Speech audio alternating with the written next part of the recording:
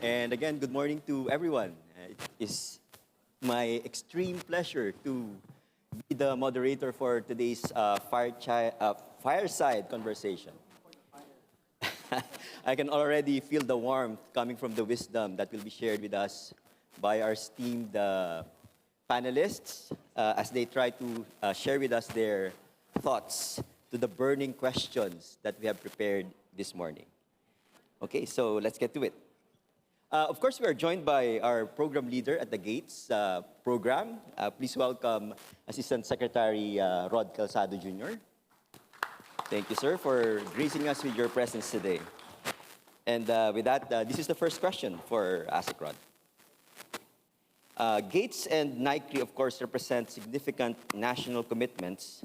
One builds on a geospatial analytics backbone, and the other positioning the Philippines as a serious player in AI research and innovation. These are Gates and NICRI, together with, of course, the other flagship programs of DOST under the Elevate program.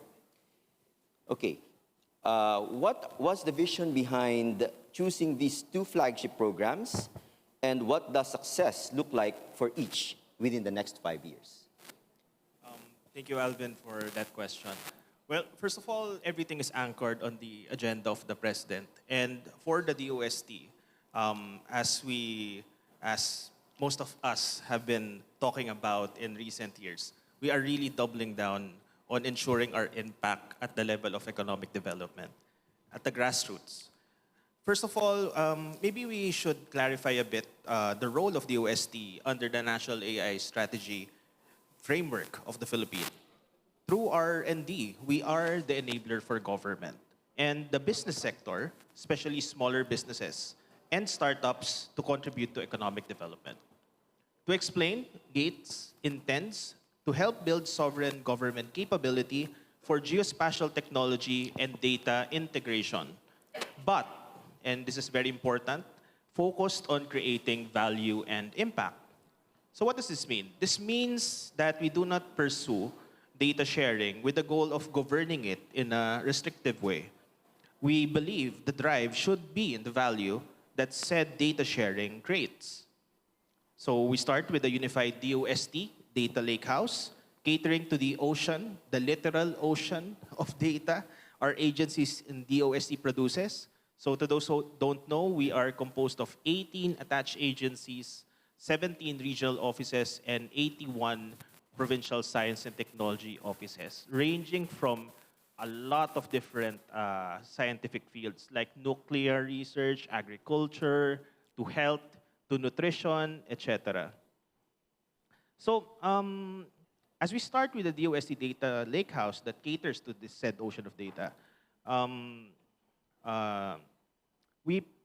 use cases as well are being developed, homegrown by the government, and this is very important, by government, to enable the DOST deliver better AI and geospatially empowered services faster, easier, and clearer to our stakeholders. For example, to those who are always listening to development-oriented news, the DOST Food and Nutrition Research Institute National Nutrition Survey 2025 results were recently released. And very quickly, the EDCOM too already released a statement of concern on the increasing incidence of stunting. And how do we approach this increased incidence of stunting, for example? We cannot solve it by doing, traditional field programs and then closing the book on the issue. As wicked problems like these are complex, access to water, for example, factors like access to water matters, family issues, job availability, proximity to school, education. There are a lot of different factors. And for this, we cannot rely on data from just one agency. The data will be the lifeblood of AI and, of course, AI tools that we can use to support this decision-making. And maybe I believe that I'm going to talk more on this later to provide more details on that. Meanwhile, NICRI intends to democratize AI by providing academic institutions and smarter and smaller businesses access to computing power, models, and eventually democratize data from our data lakehouse to help ideas come to life. So we intend to establish this in Luzon, Visayas, and Mindanao nationwide. And I believe Director Franz will be, and his team will be talking a bit more programs intend to fulfill that promise or role, our responsibility under the National AI strategy. Okay. Thank you, ASIC Rod, for enlightening us and giving us a preview of what to expect from Gates and Nike and the other programs of the UST. Indeed, our fantasies are tickled and rather excited to see what comes out of these programs later on. Okay, so moving on to Doc Franz, our very own director from ASTI.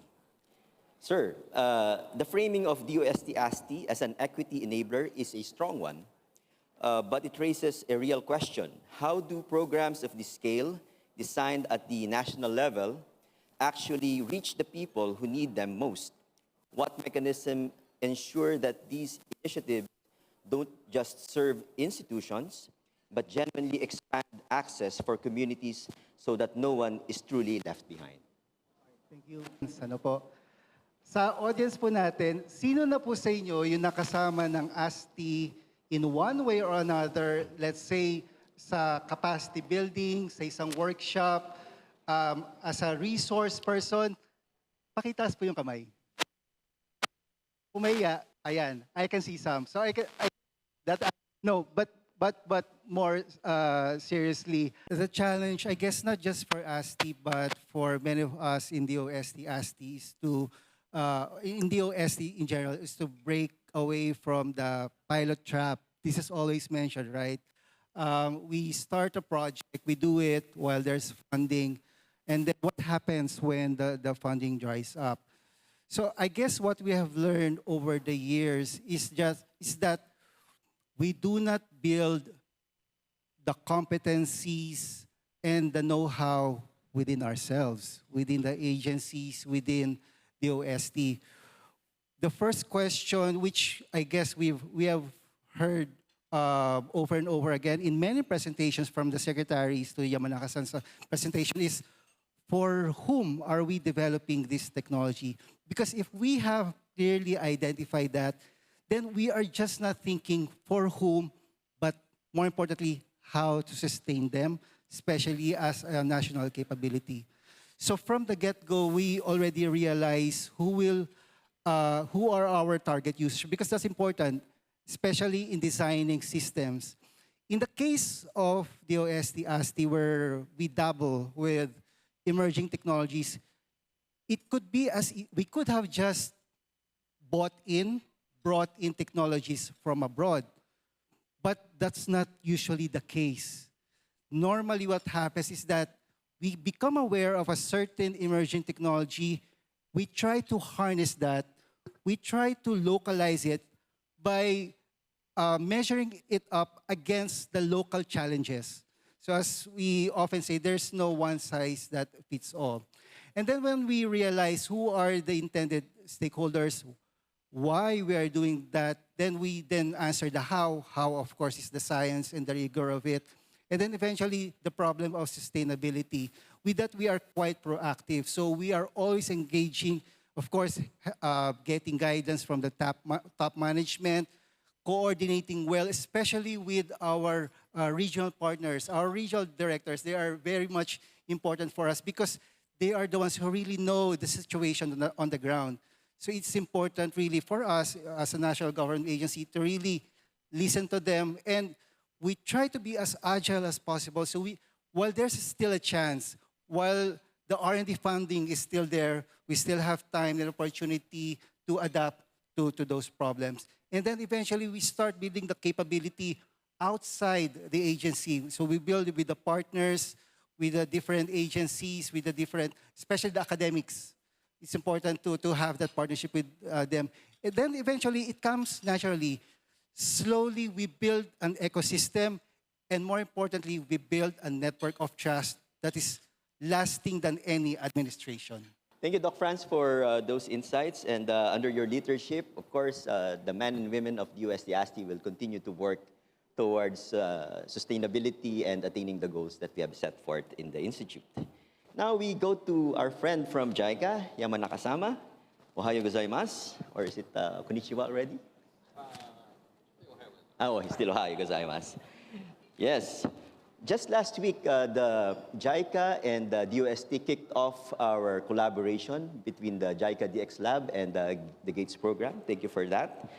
And of course, the program presented today might become a national focal platform for international scientific resource and data sharing as well, not just, of course, national. So this is because global crises such as climate disasters do not recognize borders and may require international cooperation.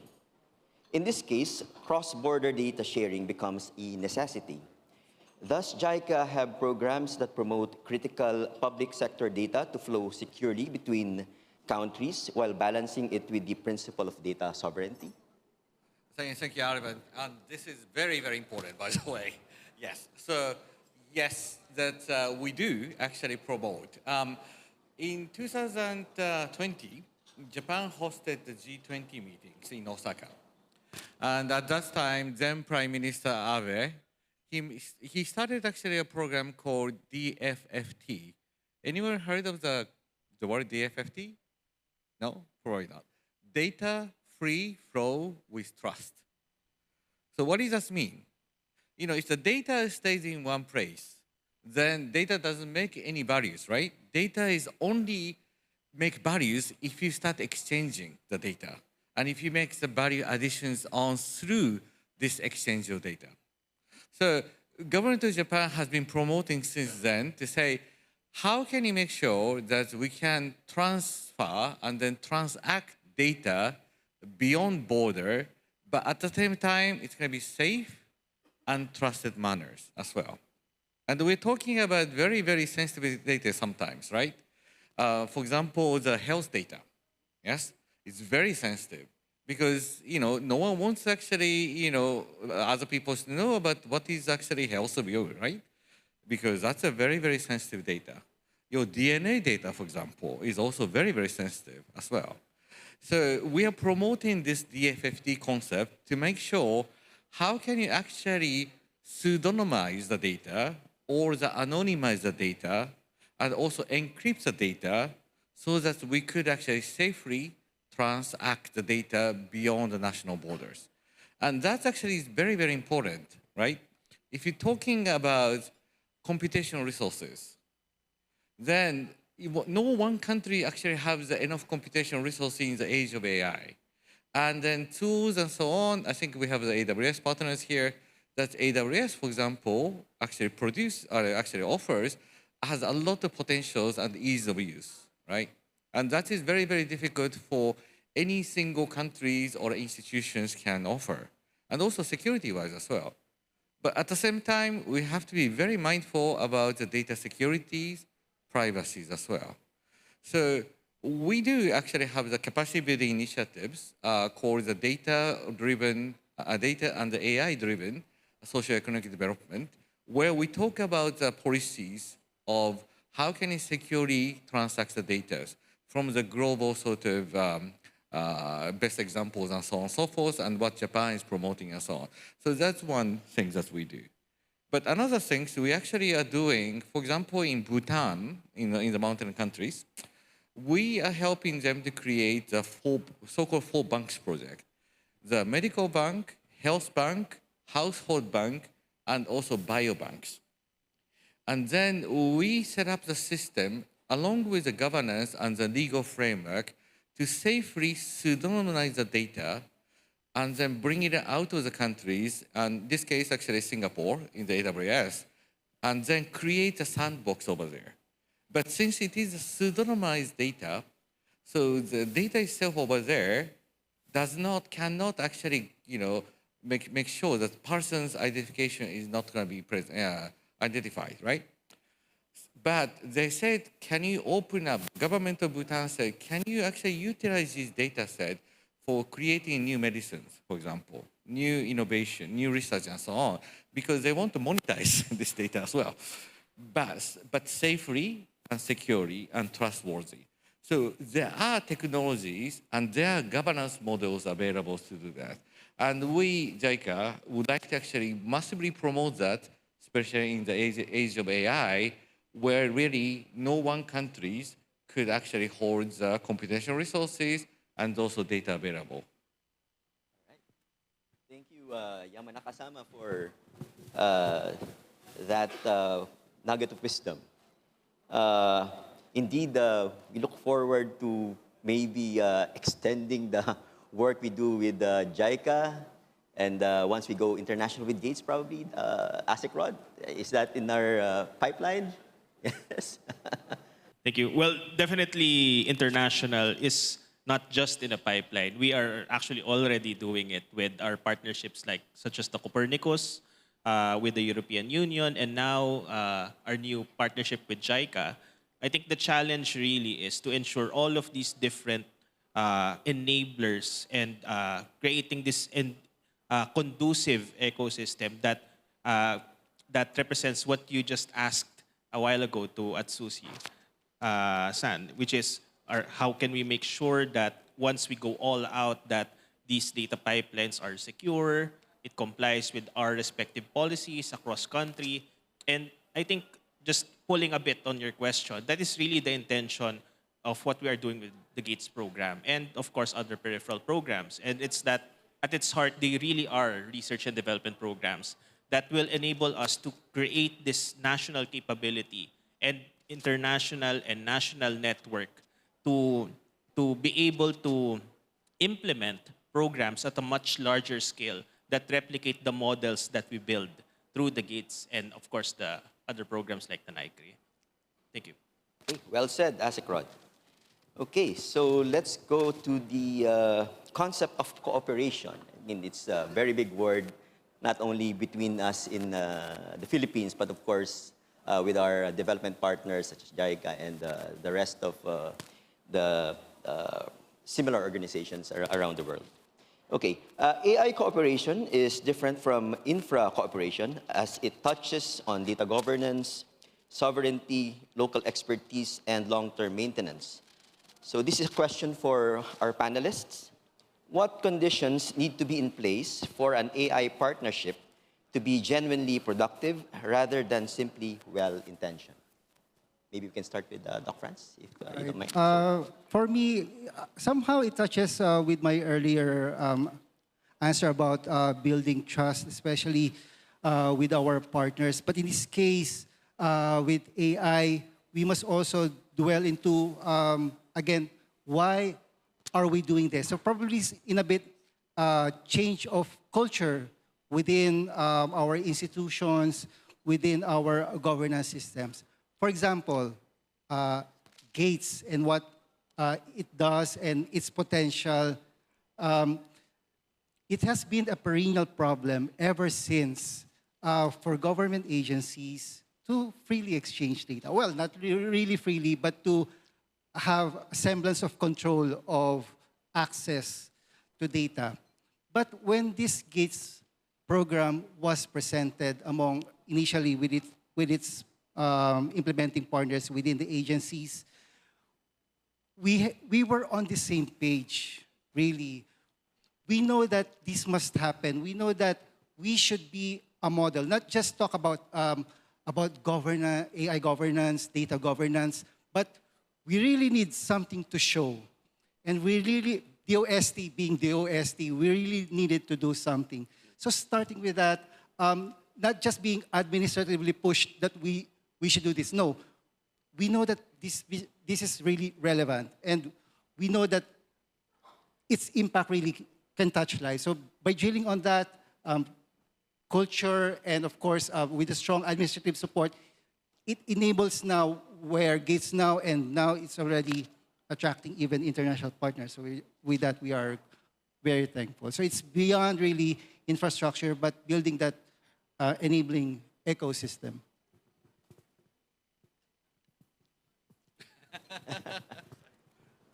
I will start or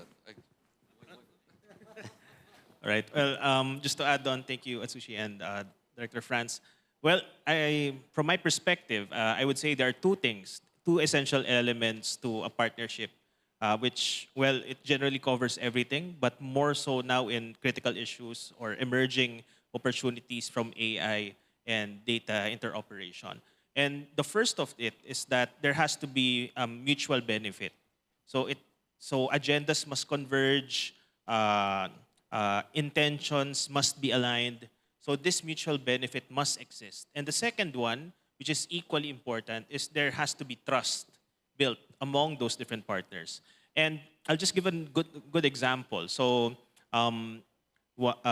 we have a partnership with the European Union on the Copernicus satellite imagery. So as some of you may know, we are now designated as the second mirror site outside of Europe for the Copernicus data sets. And part of our agreement and partnership with the EU is to help improve the uptake of the Copernicus data as well as promote it at the level of the ASEAN.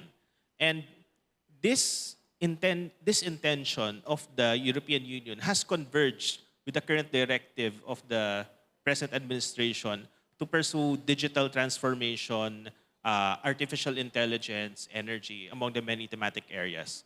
And because the Department of Science and Technology, being who we are, we tend to get into things that not a lot of other departments are into yet.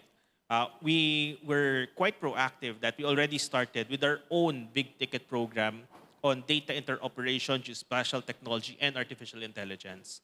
And I would say that was a clear signal to our partners that we have a stake in it. This is really our intention to do.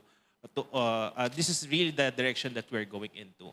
And that answers the question or shows an example of how we share mutual benefits. We put a stake in it as well. And our partners also come and put a stake in that. And this is very similar to what JICA has been doing with us as well for the DOST. And the second is trust. So trust comes with how we manage our relationships. And now I'll give an example about JICA. The Department of Science and Technology has a very long-standing partnership with the JICA, stretching, I think, back to the 1980s. I mean, Secretary Rene would be able to give a more concrete example of that. He has been in this industry much longer than I have. But I think trust is built to repeated interaction that shows that we mean what we say and we act upon what we promise. And consistency as well. So those two factors, mutual benefit and trust.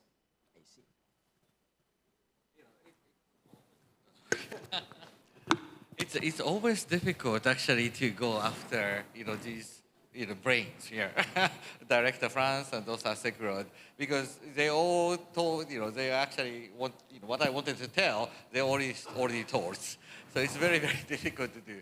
Trust and then mutual benefit and the use case, all these things I wanted to say, but they already have said it.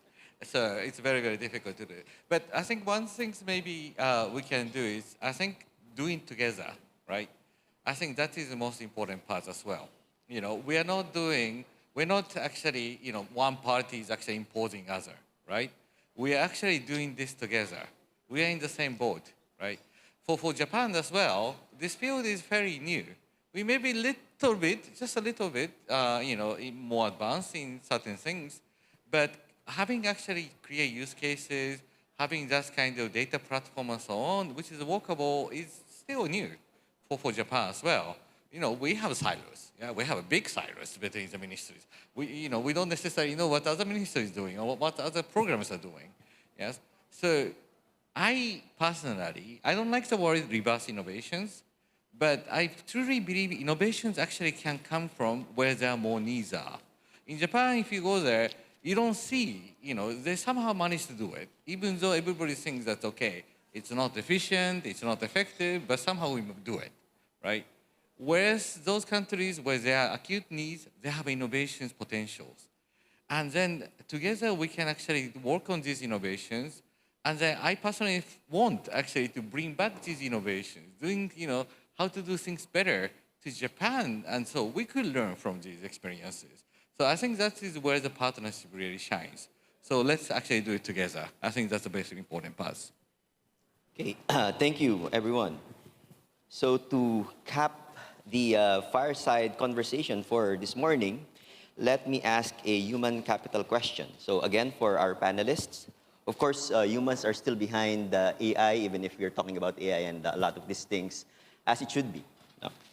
So every program discussed this morning ultimately depends on people who can build, maintain, and evolve these systems. Where are the most critical gaps in our S&T workforce pipeline right now? And what do you think we should start doing to close them?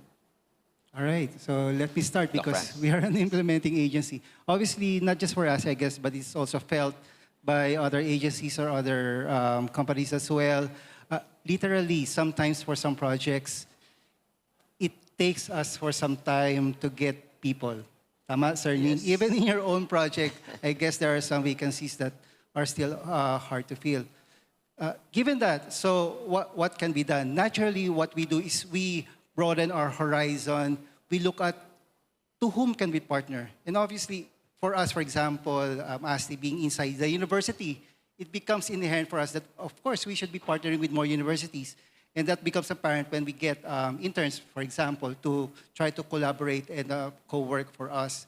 But it also signals us, for us, if we are having difficulty getting more people who are competent enough to do our work, it also means that we have to be more strategic, I guess, in the programs that we are implementing. We should be really purposive and then try to get as much partners as possible, especially if we are doing similar things. Probably we can pool our resources. And I guess internally for us at ASTI, knowledge management is very important. As we have seen over the years, year in, year out, we have always seen that a competent staff may come in, but eventually he or she might get out of the agency, which means that the knowledge gained by the agency might go to that person. So it becomes really critical for us to do a very good job on knowledge management as well.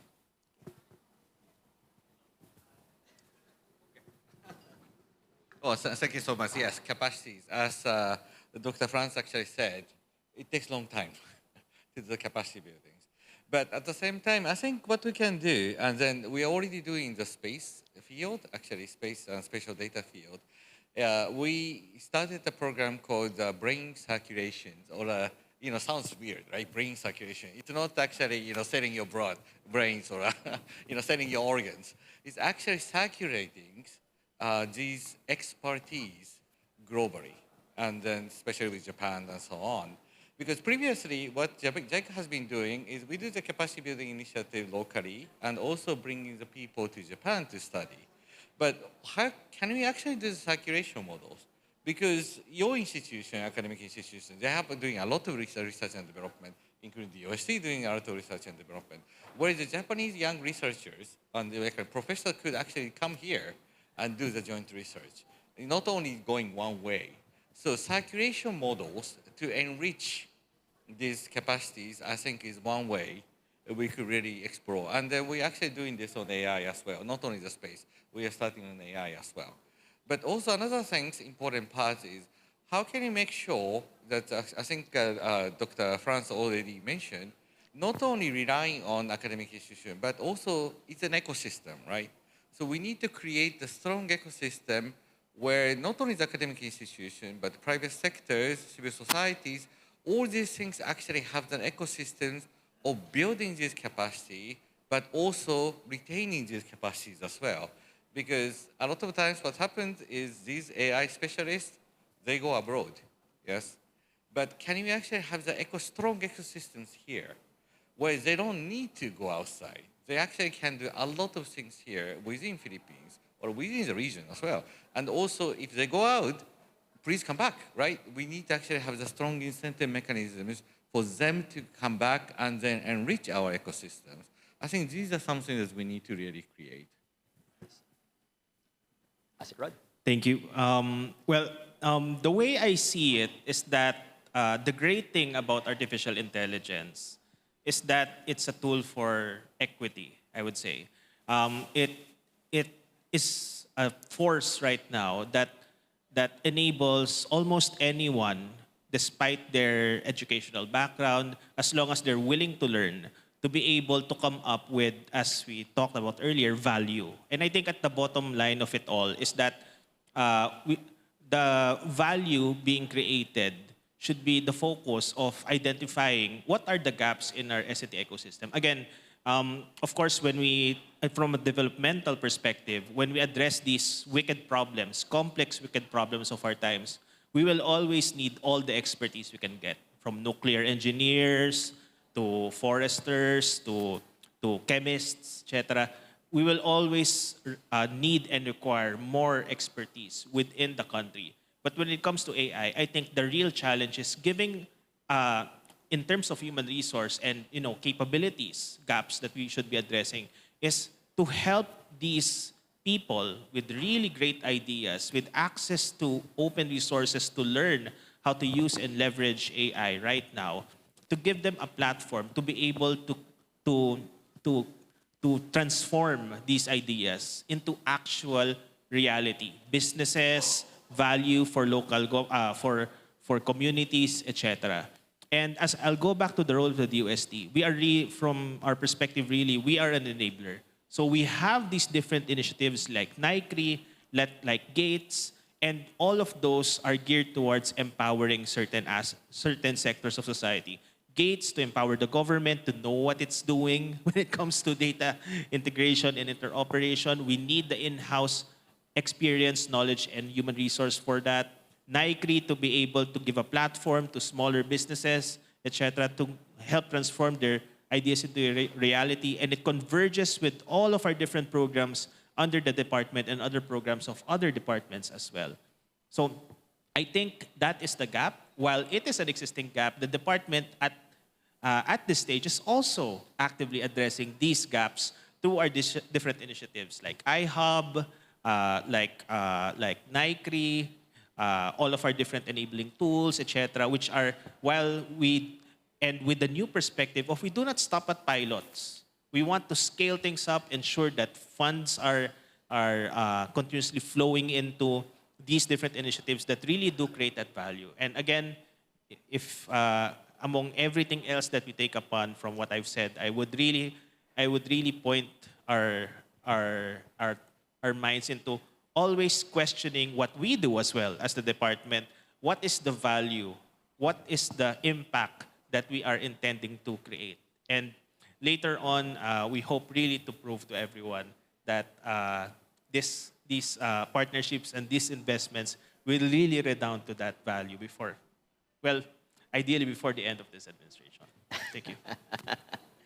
Yes, so thank you, dear panelists, for your insights. And I really felt the heat from this fireside conversation. And I'm a little sweaty, actually, from what I'm wearing. I'm pretty sure our audience is feeling the same way. And I do hope they're going to take away nuggets of wisdom from what we talked about here this morning. And do stand by for our afternoon session as we discuss more about GATES, NICRI, and all these good things coming out of the DOST and the Advanced Science Technology Institute.